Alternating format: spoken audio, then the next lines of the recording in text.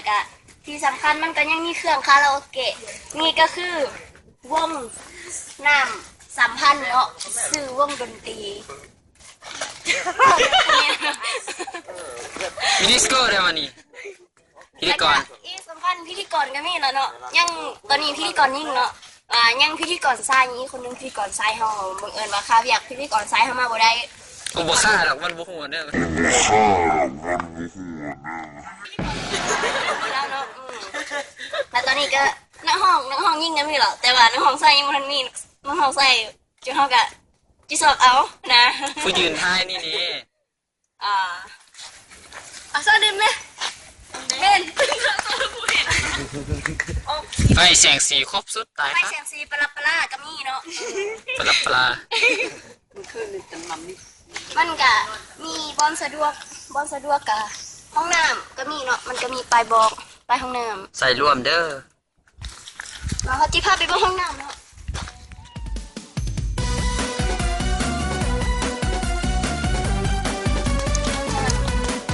ห้องส้วมครับพี่น้อง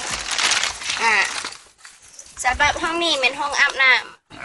โอ้น้ำสบายคือว่าเฮากะตอนนี้เฮาสิพาไปเบิ่งอยู่ที่นอนที่สะดวกสบายของเฮาเนาะเขาเปียกอยู่มอด้วยจ้ะนี่ว่าเขาเปียกอยู่จานอันนั้นอันนี้แม่นผู้ดูแลความปลอดภัยของเฮาผู้ทำความสะอาดตอนนี้เฮาสิพาไปเบิ่งบนอยู่อาศัยที่อยู่ที่นอนเนาะนำมา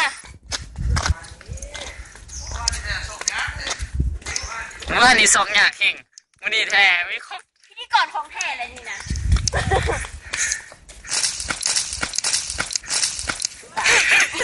เนาะอันนี้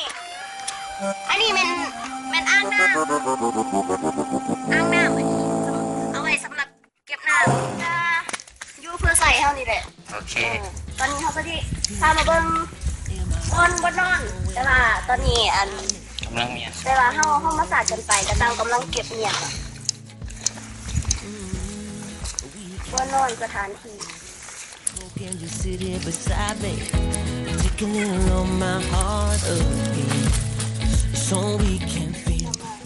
อันนี้ก็เป็นธรรมศาสตร์ป้าใหม่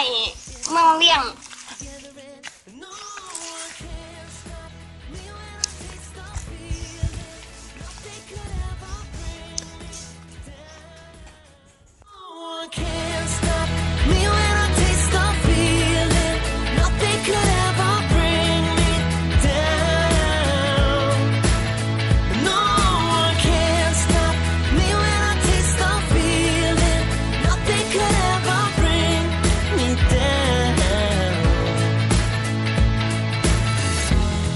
Feels good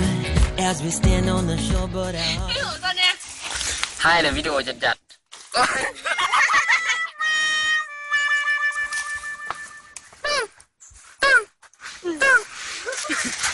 ดีไหมเหรอ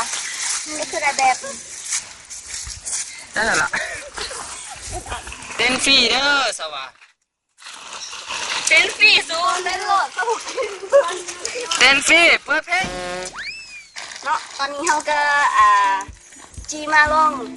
เอ็ดเบิ้งวิธีเก็บเงินเต้นเนาะเพื่อว่าบางคนอาจจะบ่ฮู้เฮ็ดเนาะเขาดึงออกมาแบบนี้นี่เถอะดึงออกมาแล้วกันครับอันนี้ก็คือการเนาะ